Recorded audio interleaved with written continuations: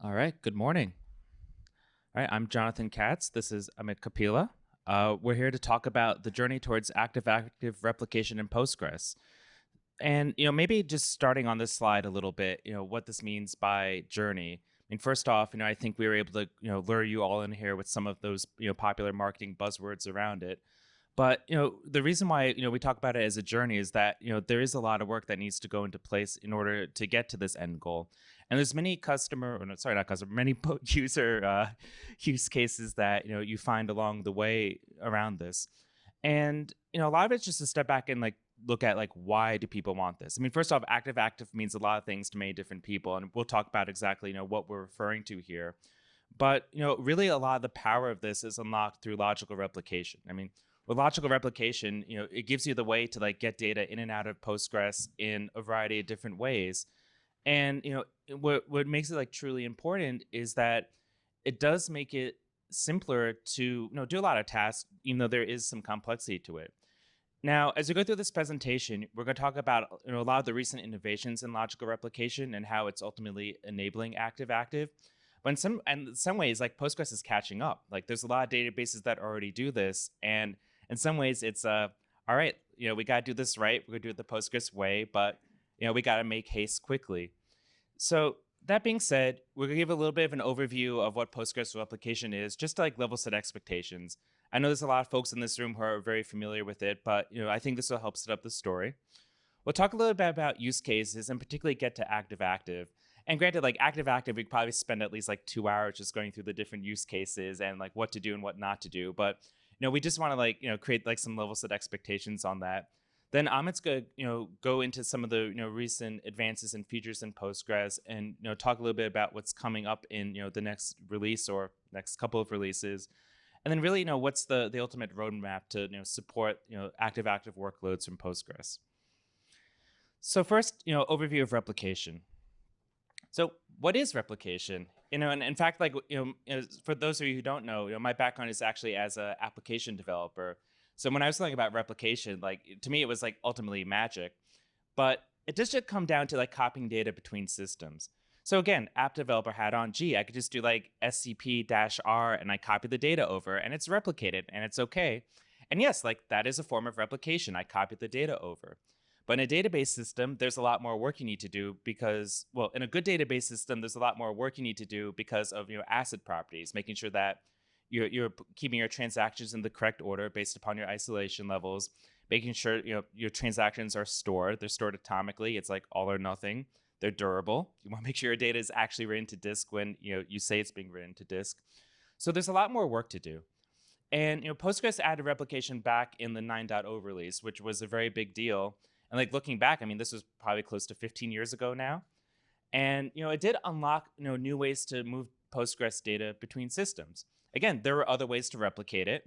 You could use scp-r. I wouldn't recommend it. But that being said, having the ability to replicate Postgres data natively through the streaming protocol certainly unlocked a lot of new different use cases. So Postgres supports two principal ways natively to move data. There's physical replication, and physical replication is you're just taking the data exactly as it's written on disk. You take it from one system, move it to another, et cetera. So effectively, it's like you take the page or any of the changes in the page and move them over. And it's great. And I think it's something that is very well understood in our community. We've been doing it for a long time. And a lot of database systems use it, particularly for high availability, because that you're getting a copy of that exact data everywhere. Again, we'll talk a little bit more about that later. But the catch is that it only works between specific major versions of Postgres, because Postgres does give a guarantee that within a major version like Postgres 15, your binary level data is all going to look the same. But if I try to replicate between like Postgres 15, Postgres 16 using physical replication, like it may just not work because we allow the ability to make changes to how the data is represented on disk. So one way to overcome that is logical replication, which is, I kind of view it as the Swiss Army knife of replication because there's so many different things you can do with it. Now, logical replication is the data is defined in a way that other systems can read it. In fact, not even just Postgres has to read it. Like any other system can read it so long as it can speak the particular protocol that's coming out of it. And one way Postgres gives that flexibility is something called logical decoding plugins. Again, came in Postgres 9.4, which I think now is 10 years ago. And what it does is that, if you assign one of these logical decoding plugins, it puts the data in a format that a separate system can read it and then apply the changes on the other end. You have a publisher, it publishes the changes, it puts into this format, subscriber gets it, reads them in, applies them, everything's good. When you do a create publication, create subscription, behind the scenes, there's actually a logical decoding plugin called PG output that puts into that format. That was added in Postgres 10. Prior to that, there was a few different plugins, both developed through the open source community, and one available natively in Postgres called test decoding, which much to my shock, people did use that in production and use that to move data between systems. So think about that, test decoding, like it's telling you something.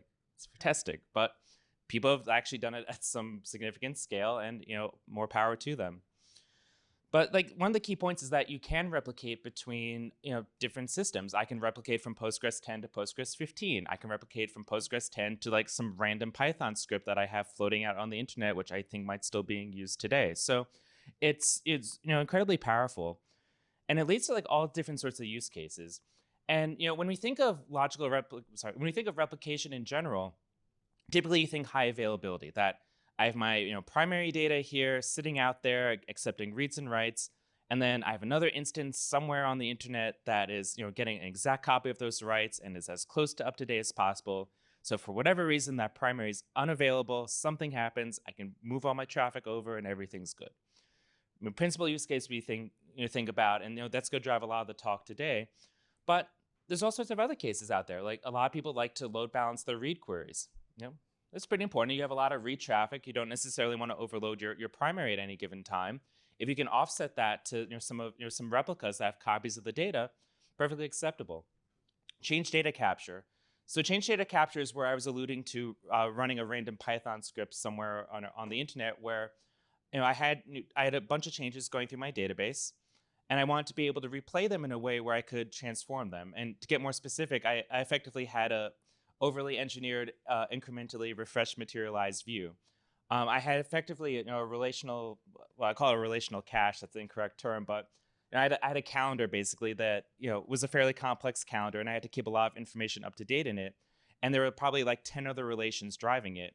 So instead of having to like query those 10 relations every single time, which was an expensive operation, whenever there's a change to them, effectively that change went over the replication pipe.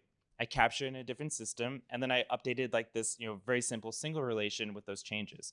Very powerful. There's actually Debezium is an open source project that helps facilitate that. Anyway, I could probably spend a lot of time on each of these use cases, but hopefully do all these resonate with you? Cool. All right, so let's get into some replication deployment models. And this is going to set us up on active-active and the why. But first and foremost, the classic model that I think is well understood is active standby, where I have one primary, one database instance that can accept reads and writes, and then I have one or more standbys. And a standby is just read-only traffic. And what's nice about this is that it's very easy to understand. When I write data, I'm changing data, and I need to make sure that again, like in Postgres, I need to make sure that change is ACID compliant. Like when I make that change, I'm getting exactly what I think it's going to be. And I also need to make sure it gets to all the other systems for my various use cases. Now, Postgres has several ways of doing that. It has asynchronous replication, where as soon as the change is written to the primary, it's just assumed to be committed, and it's sent all the way to the different standbys. And you don't necessarily know if it's made it to the other standbys or it's been applied on the other standbys. You just say like, hey, I just need to like get, this change is committed. My primary is busy. I want to move it along. Probably not the best use case for high availability, but it might make sense for other things if you're, sending data, downstream to be queried by a BI system or something like that. Then there's synchronous replication, and an offshoot of it, you might call it quorum replication, quorum commit, etc. So synchronous replication is I make a change on a primary, but I don't consider it committed until it's made it to a standby. Now, let's say I do have like one of those, load balancing systems where I'm trying to, load balance my read queries, and I have like 10 replicas. It might be very expensive if you have synchronous replication on for all 10 replicas, because you need to wait for all 10 to acknowledge they received the change until you commit it on the primary. So that could end up being a very slow system. So this is where quorum commit comes in. And quorum commit basically says, ensure the transaction is committed on at least however many systems. So common setup is I have one primary, two replicas. I'm going to get a quorum of two, where at least two of my systems have the change, because then I know at least there's one copy of it on my on my instance somewhere. So again, very popular in high availability models. I certainly recommend that personally. And what's great about the active standby model is that it is in addition to being very good for high availability, for load balancing, for read queries, it can work very well. Other things to consider: Postgres has something called cascading replication, where you can have standbys replicating to other standbys, and I think it effectively goes on like infinitely. Like you can keep tacking them on. Probably a lot of considerations you need to consider there, in terms of like vacuuming, data consistency. Especially as you get further down the pipe, you're going to lag in changes, but certainly a very powerful model. So what are the advantages of this and the trade-offs? Well, actually, I'm going to start from the bottom. It's simple for application development. What's nice about the active standby model is like this is how we expect things to work. Like I have a single writer, all my changes go to one place. That's pretty easy to to design. Like I don't really need to think about it. And again, I'll admit it, when I was much more of an app dev, I didn't really think about it. And that's fine. Like we want people to be able to build apps and use Postgres and work on them quickly. Now, if you're using it for load balancing and you're using asynchronous replication, there's probably a little bit more your apps need to consider in terms of consistency, as your changes may lag on the standbys. And that's okay. You can design for it, or you might just only want to query data where getting the answer back in real time is not so sensitive. But this goes back to that first point, which is that when you have an active standby model, you have a single source of truth. You always have one writer that is the source of truth. Now, there's definitely an asterisk here, particularly as things might enter into a high availability situation. Say there's a network partition and you accidentally promote two primaries at the same time. You might end up in a split brain situation, which means you have multiple sources of truth. Now, that's more of the extreme scenario. Well, that's hopefully an extreme scenario. You don't want to get into that situation, but it can happen. But ideally, you're not in that. You have that single source of truth. So there's some trade-offs here, and the trade-off is, I call it extra work, because you need to take some extra steps to be able to support it. Effectively, if you're running in a modern high availability system, there's some kind of heartbeat, which means that you don't necessarily want to fail over at the first sign of trouble. So for example, let's say there is like a temporary glitch in the network. Maybe it's like 5 seconds. Do I want to go through a whole promotion process because of that glitch that clears after 5 seconds? If you have a very high volume system where you have to move a lot of pieces to redirect your write traffic to the standby, you might not. You want to maybe wait a little bit longer, wait for it to resume. You have your transaction retry logic ready. You can get everything back up. So it is a little bit of a trade-off. Some people aren't able to tolerate that, and we'll talk about it. But if you are, if you're able to tolerate the whole promotion process, it makes sense. It's a very simple model. It's worked very well for many years across, not just Postgres, but other database systems. So this gets into active-active, one of the buzziest buzzwords out there around replication. But there's a reason why. So first, like when I define active-active, I think we see this across the industry. What it is that you have at least two writers in a system that can replicate between each other. Now you can also have standbys within the system, but they're not going to be well, they might be part of a replication set, but like specific to that local active node. But your primary high availability set are your active instances. And there's a lot of use cases. Just to capture some of them: high availability. The idea is that if you have multiple active instances, in theory, you don't have to fail over, because I'm writing to one active instance, it's unavailable, I just shift my traffic over. It's simpler than having to deal with a heartbeat, though you probably do need some level of heartbeat there. You don't need to go through a promotion process, it's and so on and so forth. The idea is that I'm just shifting network traffic, which from an app development world, like that's very easily understood, because I have these stateless instances that one goes down, who cares? Go to the other stateless instance. But databases have state. You got to know what data is in there. So it is a little bit trickier. But a big one that we actually might see from folks running other databases is this idea of blue-green deployments, where I want to be able to test changes out on another active system, or I want to gradually roll my changes out to another active system. I might not even be sending my actual write traffic there, but I need to keep it in an active state. Or maybe I am sending my write traffic there, and I'm accumulating changes. Maybe I end up wiping them, or maybe I do want to send them back. But the idea is that I'm trying to. This is part of my change control process. There is like a high availability undertone because I'm trying to keep everything up while I'm rolling my changes out. But really, it's about testing my changes, making sure they're okay. There's also migrations as a case where people are migrating between infrastructure and they want to be able to keep things active in both places. I mean, I heard of one example where someone actually didn't know where their write track was coming from. And as such, they wanted to make sure they had at least 2 active instances going on. But even still, we often think of active-active as like multi-writer, things are writing between each other. But a lot of people just run it where they have like an active instance available. It's just totally quiet. There's no write traffic up until that they need to redirect it over for some reason. Could be availability, could be something related to change control, but they just want to know that there's a simple traffic redirect, which sounds great, right? Ultimately, if like I don't have to like do a failover, I don't need to do extra work. That sounds pretty ideal. Like, oh, this is simple.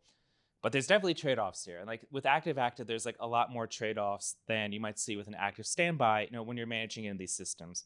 And the first and foremost is that no matter what kind of replication model you're using, asynchronous, synchronous, etc., you need to have conflict detection and conflict resolution. So what's a conflict? Well, a conflict is when 2 rows are modified at the same time by the same system, and you don't know which change to take. So you got to be able to detect that, and Postgres definitely does that today in a lot of different ways. But then you need to be able to do resolution. And resolution is, all right, how do I resolve the conflict? And of course, you might say like, well, I want to resolve it manually because I'm going to know the change better than everyone else. So cool. So your system is like running 40,000 transactions per second, and you want to be able to manually resolve conflicts. That's not feasible. So you need some sort of automatic conflict resolution. You probably also want conflict logging. So if you need be, you can go back, see how it was resolved, and and be able to, if you need to make changes, you can do that. But here's where it pains me as the app developer is that I need to design my app to be work with an active-active system. So take probably one of the most popular data types used in Postgres, the serial column, also known as the integer sequence. So many application development frameworks work with it. Why? Because it's easy. You can create a primary key that automatically increments, and I don't need to think about it. Something that I can easily query, from my app. What's the? I haven't. Man, I'm forgetting my app development, but like blah blah dot get ID equals blank. Like so easy to write. But what happens if I have 2 active systems that are incrementing primary keys? Yeah, if they're at the same, if they're doing the same increment from the same starting point, you're like constantly conflicting. But okay, so maybe you can say like, all right, this one does like 1, 3, 5, 7. This one does 2, 4, 6, 8. Cool. What if I need to add another instance into the mix? Right? It starts getting more and more complicated. So there are certain design aspects that you need to make. Now we can get like way far deeper in it. Again, I think we could just spend and we probably do a workshop on like active application design. But this is just to get the high level. So what does Postgres need to do to support active-active? I'm going to quote my good friend Steven over there. It already supports it. Because one time I asked him that, and he gave me a very long email in terms of why it already supports it. There's an asterisk to this, Steven, as you're well aware, because it takes a little bit of work. So one way you can actually create like an active-active system and even use it for high availability to a degree is you create partitions on each of your active instances, and you can actually logically replicate between your partitions. So say like on instance A, I have partition A, and that accepts changes, or that accepts writes, directly, but then I don't allow partition B to accept writes at all. Likewise, go to instance B, partition B accepts the writes, A doesn't. I create publishers and subscribers that go back and forth between them. And it works. However, it takes a lot of work to maintain that, because then you have to maintain it on every system. And then like let's not even get into major version upgrades. Like how are you going to handle that? And that's something Amit's going to address later on. So it does support it. And technically when you set up logical replication, like you're in like different active systems that have it, but using active-active for like a lot of the intended purposes currently in Postgres has some challenges. Now, there are extensions that do support it. There's, definitely third-party tools that support it. I see some of the folks who maintain those tools in this room. So it is possible. It is possible with some work.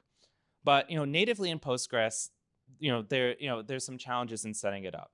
Now, there is a feature in Postgres 16 that does support bidirectional replication between tables. It's pretty cool. I know Amit's going to talk about it in a bit, but in order to like support the full set of features for active-active, it needs to do a little bit more work. And to tease it a little bit, what can Postgres do to better support active-active? Because I think that that's the direction we're heading. Now, I think one thing that I neglected to mention is we do support physical replication. We can replicate all changes in that way. Why isn't that good for active-active? Well, it's really for the conflict resolution bit, because you have to then take the page, translate it back into its logical format, and then be able to compare the changes. And that's very costly.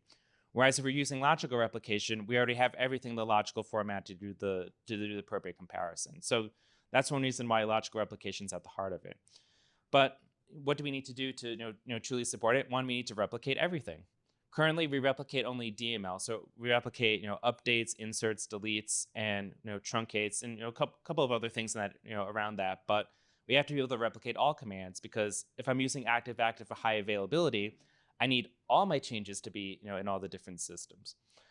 We also need to be able to do, there's some changes we need to make around conflict detection. I'd say really more improvements, but ultimately it gets to conflict resolution and all the tracking around it. Big one is node synchronization. Like, I want to bring a new instance into my active-active set, or I want to heal an instance in my active-active set because it's gotten too far away. There's too much lag in it.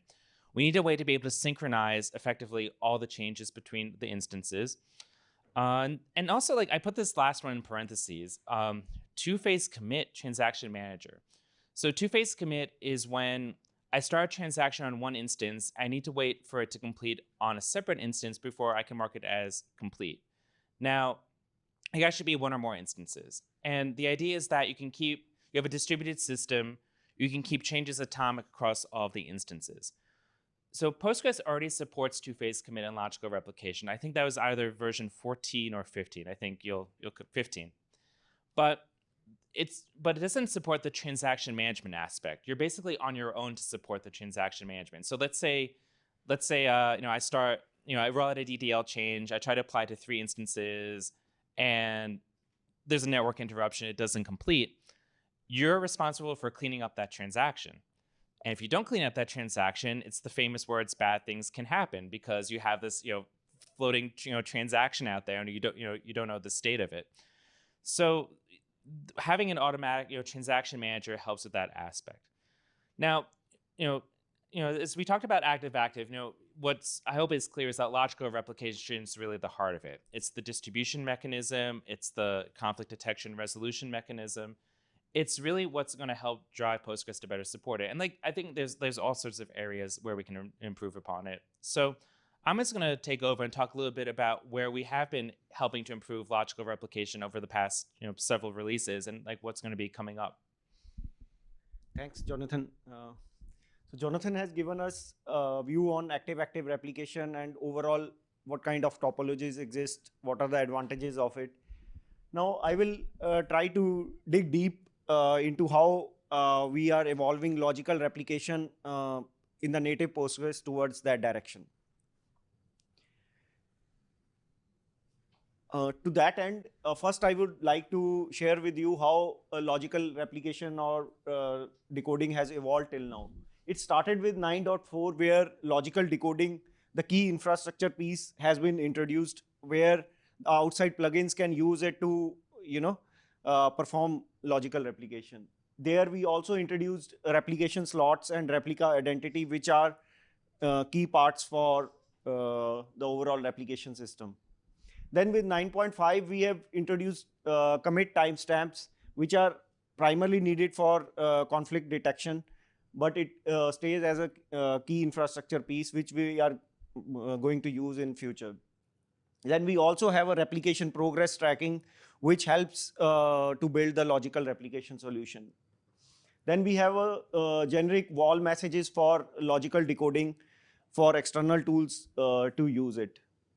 Then with 10, we introduce the actual logical replication, though it has some minimal functionality at that time, uh, but it works. Then we also introduced replication of truncate in 11, and also the memory usage for logical decoding has been improved. Then with 12, we have allowed replication slots to be copied. Then similarly with each release, we are making progress. Like with 14, we have introduced streaming of in-progress transaction and decoding of prepared transaction, and allowed the data to be transferred in binary mode. Then with 15, we have introduced replication of the two-phase transactions, as Jonathan was pointing. Then we allowed easier replication by supporting for all tables in schema, so that the replication can be set up at schema level rather than doing at individual table level. We have introduced row filter and column lists in 15.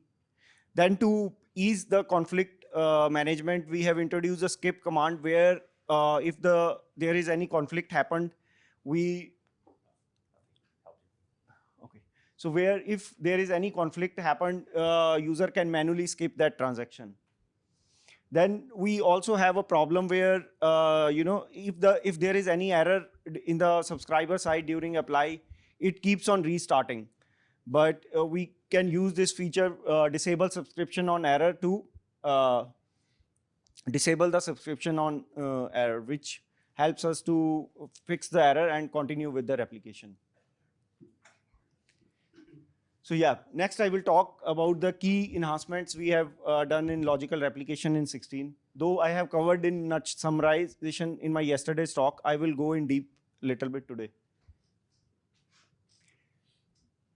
So yeah, I think this is the first feature I would like to talk, which Jonathan also mentioned, which allows us to do the logical replication among nodes, which can have add the capability to do bidirectional or n-way logical replication of same table across nodes. Prior to this feature, if you set up a logical replication like that, it will lead to some errors or infinite loops. So how we try to achieve that is by supporting origin filtering. So with the origin option, a user can specify two options, none or any. Setting origin to none means that the subscription will request the publisher to only send that changes that don't have an origin, which means that whatever the changes done at the local node should be sent. It should not send all the changes that came to a particular node from other nodes. So this was the main thing which helped us to solve the loops. Then also to get the current behavior, one can set origin equal to any, which will give us the default behavior, which is current behavior. So overall, this will give us a good mix where users can set up bidirectional or n-way logical replication, avoiding all these loops. So I will try to explain a little bit with example. So here you can see on the first node, which I have referred here as publisher, I have created a table and publication. And on the second node, which I refer here as subscriber, we have created a subscription pointing to that publication. And also created a publication so that we can set up the replication among these publisher and subscriber. Now in the publisher, I have created subscription which points to the subscriber. This helps actually to set up two-way communication among these two nodes. However, it leads to an error, because the value inserted on the publisher came back to the publisher via subscriber. So this is the thing we have solved, that the values won't keep on coming and lead to loops. So just with setting alter subscription, set origin equal to none, the problem will solve and your basic setup will be done. So yeah. So next feature is allowing logical decoding from the standby. This is one of the features which we were discussing from quite a few years, which actually is very helpful. Especially this feature allows us to distribute the workload by allowing subscribers to subscribe to the standby node. So which will be very helpful when the primary is busy. So some key details about this is that on both primary and standby, we need to have the logical wall level equal to logical. And then we also invalidate sometimes the logical slots on standby when the corresponding or required rows are removed on the primary, or the wall level is changed on primary. So the replication can be interrupted in between in some rare cases like this. But one can monitor that with the help of conflicting field in PG replication slots. So normally, if you have set up the hot standby feedback appropriately, these problems will not happen. So this is a somewhat detailed mechanism how the logical replication from standby happens. So the first thing is we have to see the communication between primary and standby node, where the changes are normally received by the wall receiver and returned to the wall. So the normal idea of the standby, all we know is that it will flush the wall and the startup process will read that wall and apply it on the standby. But here with this feature, the wall senders will read that, also will read that wall and send it to the subscriber if the subscriber node has subscribed to the standby node. And we can see that you can have multiple subscriptions to the standby as we have normally the model for the publisher. So this works all fine. And thanks a lot to a lot of people involved in this, especially Bertrand and Andres, who are not here. So next feature, I think we are also, people are demanding from a long time that most of the operations in Postgres are super users.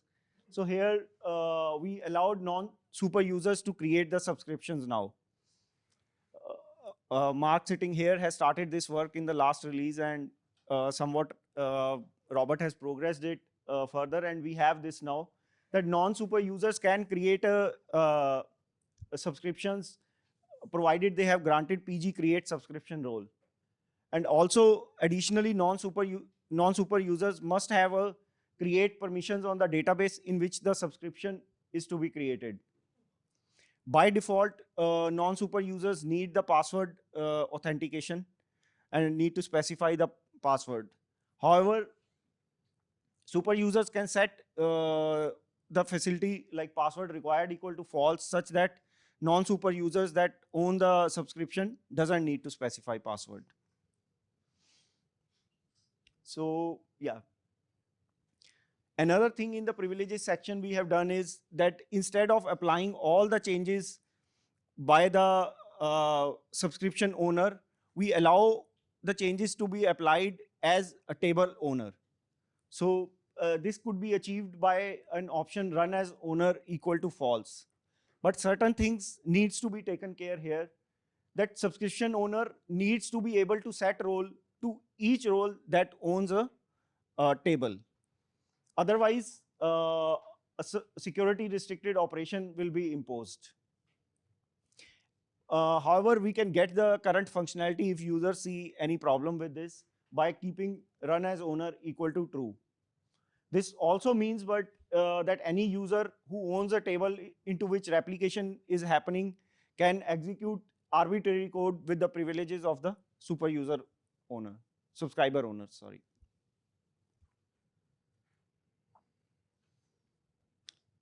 So yeah, this is the, I think, work started long back about streaming of large transactions. Like there is a lot of apply lag. In previous versions, by 14th, we have achieved it by streaming the changes. But in this version, we stream the changes and apply it directly as soon as the large transactions are received. By large transaction, I mean that the transaction whose size increases beyond configurable variable logical decoding work mem. So all such transactions who have changes size more than that would be sent and applied immediately. So this is a mechanism how we do it. So basically, wall sender is keep on sending the streaming chunks, like whichever transaction exceeds particular size limit, it will club that all the changes and sent. So it is also possible that two transactions would have been sent without any of those getting completed. So apply worker is going to launch two different parallel apply workers for it, provided a number of workers are available, and they both the transactions would be applied in parallel. So this is the main point where we are observing about 25 to 40% performance improvement by avoiding to do any physical writes for the things and apply as soon as the changes comes. Then another problem we have solved is that till now, if the replica identity or primary key index is not available on the subscriber and publisher has replica identity full set, any update or delete, uh, for each update, each tuples update and delete, we need to scan the whole table in the subscriber, which was kill and like extreme performance bottleneck for users. So in this release, we also allowed some of the other indexes, like indexes having a property where it should be a B-tree index, not a partial index, and it must have at least one column reference. Such indexes could also be picked. And these are for the initial version. Slowly, we could lift these restrictions, like instead of B-tree, other type of indexes will also be used. Here, the performance improvement is equal to proportional to the amount of data in the table. Um, so we also allowed to perform the initial sync in the binary format, though this has been done in prior releases, that replication was allowed to be done in binary format. But with this release, we allow also the copy. One point to note is that both publisher and subscriber should be on v16 or later to have data transferred during initial sync in binary format. I think that's it. I think these are some of the key improvements we have done. And now I will hand over to Jonathan to again let you know how all this we want to evolve into active. Thank you, Amit. That's an excellent summary. see, you're already getting applause for that. But wait, there's more. So, the title of this presentation was The Journey, because this is a journey. You could see all the different work that needs to be done to support, logical replication, particularly for like availability workloads, whether it's high availability, active, et cetera, there's a lot of work, and it really is taking the efforts of the whole community. Like this is a big problem. And, there's definitely more work we need to do, even, active aside, just continuing to make logical replication better, easier for users to use, provide more functionality for them to support different kinds of workloads. And some of these projects that are up here, there's already ongoing efforts in the community to work on them, but they're big. DDL replication is a huge project. There's a lot of different components to it, even just coming down to the design.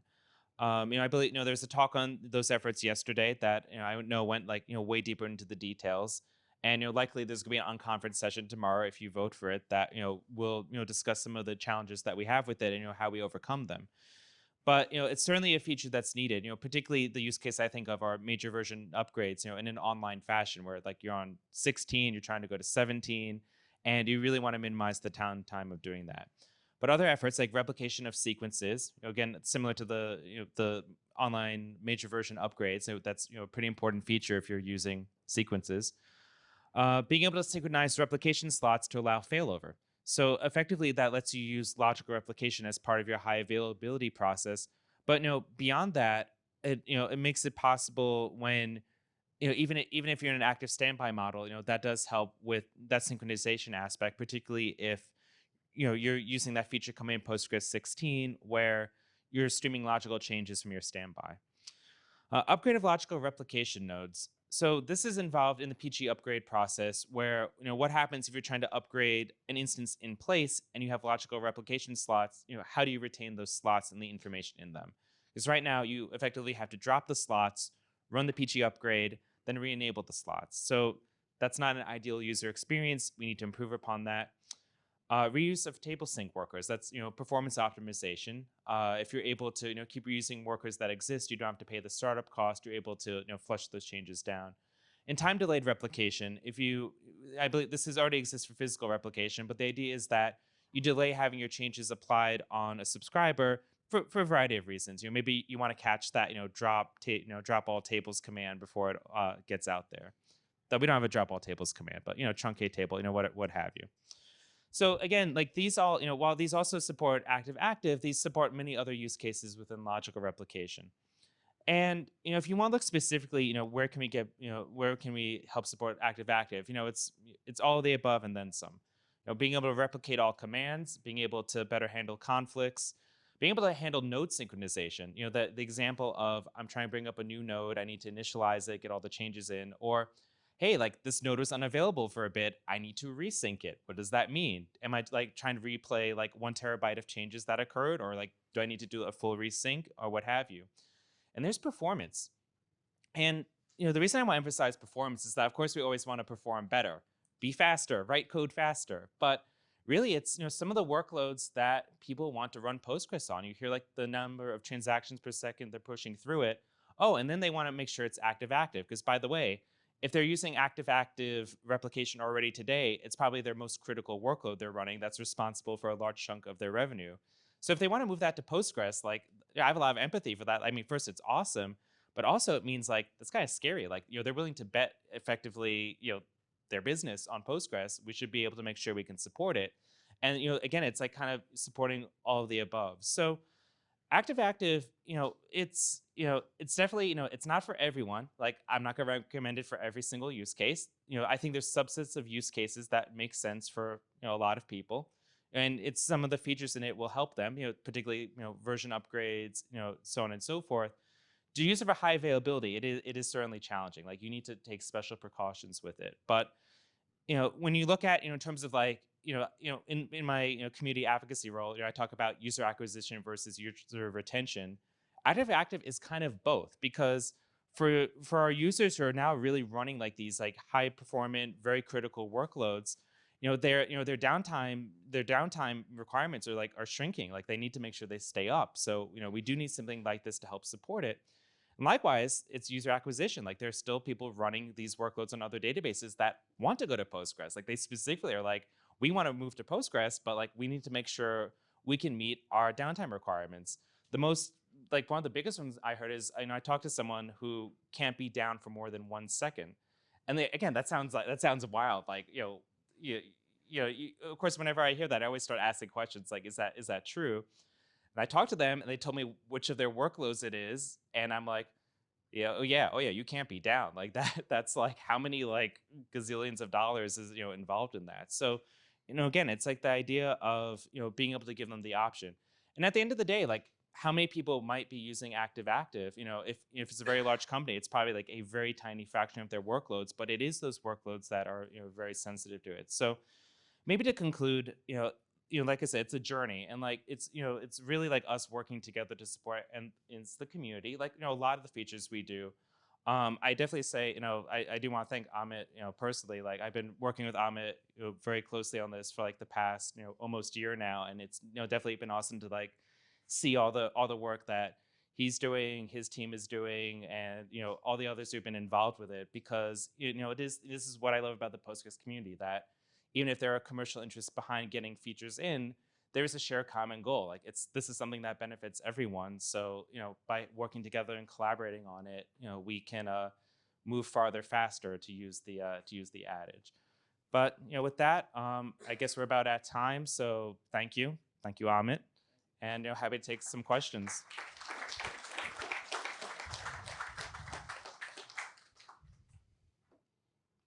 Any questions?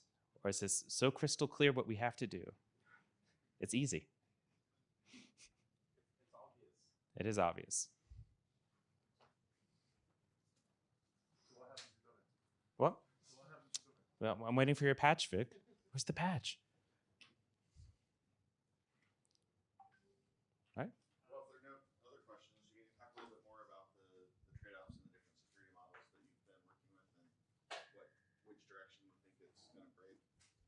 For which feature? For the security models, because it used to be that the scriber had to be super user, then that has been changing, and Yeah. you have these different things about, well, if the apply worker is operating under a certain role and there's a trigger on the table, Yeah. I think the table owner Okay. can usurp some power. but this is a very long Sorry. discussion. So just quickly for the for the audience at home. So the question is, what can you describe more in depth this different security models for logical replication and the trade-offs? Oh, just which direction do you think it's going? Yeah, Because the I think community is still debating it, right? But you're involved. What do you think? Where are you trying to make it go? so. I think it is better discussed in community. But one of the shortcomings I felt here is which we have done for the search path to close one security gap is like right now we don't set any search path. So any functions being executed needs to manually decorate the objects being accessed. Like in function, if any table is there, like it has to be specified from which schema it is. So this is one of the things which actually pinches here, and it is going to hurt us in future features like DDL replication. Jonathan has pointed quite a few examples which he think were basic but were not working due to this restriction. Previously, this restriction was due to we don't want super user to like with the super user privileges somebody could set the search path and do arbitrary things there. But now with the things like run as owner, where we could go with the table owners stuff, I think we need to see how this search path thing also gets linked with it. Like it should not be just blank, and we should provide some way to it. On top of my mind, I don't have good ideas at this stage, but I know that this is one of the problem which has been discussed and I think pointed out that we should solve it. Yeah. You mentioned that to support active deployment model, this requires some application change.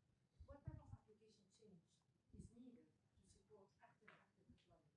That's a very good question. So the question is, what kind of application changes are required to support active-active? So as mentioned, I think I'll try to give like the concise answer. This is definitely a very long topic. So first, you need to make sure that you have primary keys that are non-conflicting. And using sequences are a very popular method of using primary keys because they're simple. Because otherwise, you have to think about like what your primary keys are and design them. The horror. But the other thing is also, integer sequences are, very good for querying because there tends to be a model in which that they're available in order, that you tend to like work within the same cluster at the same time, which means that they're going to be active in memory, so the queries tend to be faster. Now, so one thing is being able to design for that. There's several different methods for it. One method I personally like, albeit I've not personally tried. So theoretically, I like the method of snowflake IDs. I believe they were designed at Twitter. And the idea is that they're able to take they're able to take information from the node you're running on, the time you're running on, as well as, a little, arbitrary ID to record the transactions. And with that information, the idea is that they should sufficiently non-conflict. Now, there's still probability a conflict can occur, but like it's reduced astronomically low. So another thing is like in the terms of conflicts is that conflicts do happen and they automatically resolve, but one of your instances may be effectively out of date until the resolution. So I'll give an example. Let's say I have A and B, and we're using last update wins conflict resolution. So basically, the last update, if I make the same modification, the one that has the latest timestamp will win. So A makes a change, B makes a change. The change on, it's around the same time, but like A was made slightly later. So my transaction completes on B while I'm still waiting for the change from A. So my app sees, B, but A comes in and A says, no, I have a later timestamp, I win. But your application, might be like thinking that B is still the current change, even though it's now been changed to be A. It still, it still thinks it's B and it's operating on B. So it's technically out of date and inconsistent at that regard. So what are some ways you can deal with it? One popular technique is, not optimistic locking, optimistic versioning, where essentially I assign a version number to the row, so I know exactly what version of the row is supposed to be active. So if I try to make a change on stale data, you reject it and say, nope, you can't do that. This has been modified by some other process, some other user. try again. Either fail the transaction or force it to retry in some way. So again, like a lot of particularly I'd say older applications have already handled this because before it got I mean there's been a lot of changes in like modern software development and systems that make a lot of these things easier or not needed, but that's the kind of thing that you need to account for, and many more. But hopefully that's a good starting point.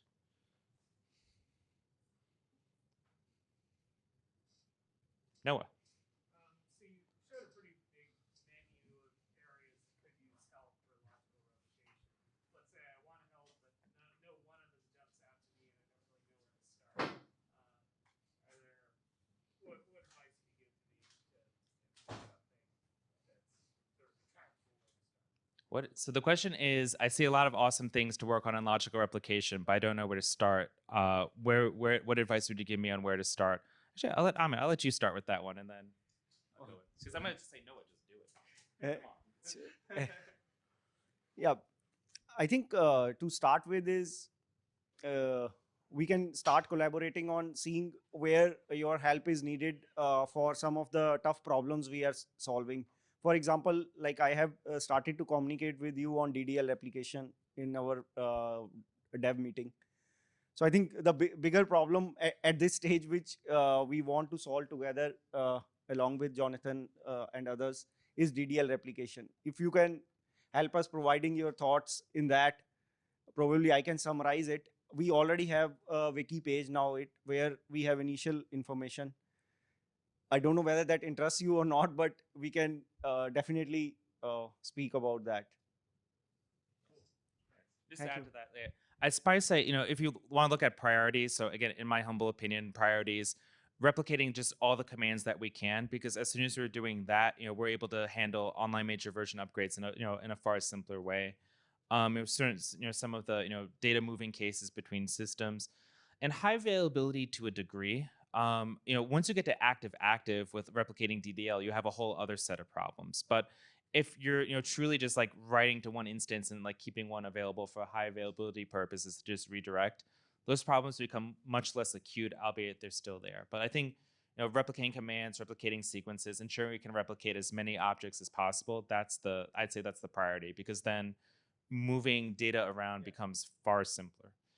I think the other things, I think there's probably parallel tracks with some of the other items, or folks are already working on them. But once we're there, like suddenly we're at the equivalent of other database systems out there.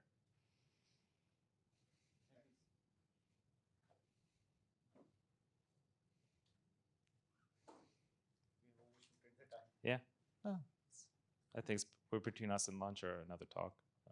All right. Well, thank you so much. We're around all week, so happy to talk more. Yeah. Thank you.